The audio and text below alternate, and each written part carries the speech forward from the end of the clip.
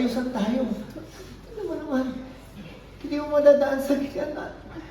Alam ko, kasalanan ko lahat, Serena. Alam ko, hindi ko dapat tinayaan na lumaki ang galit mo sa amin, kapatid mo.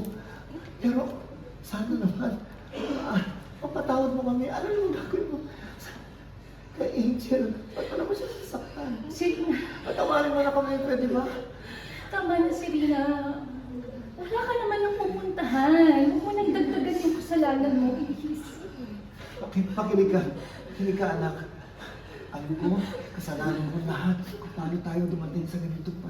Ganito, sana naman, alam mo, bilang na lang ang oras ko, baka may panahon pa tayo magkaayusan. Patawarin mo ako.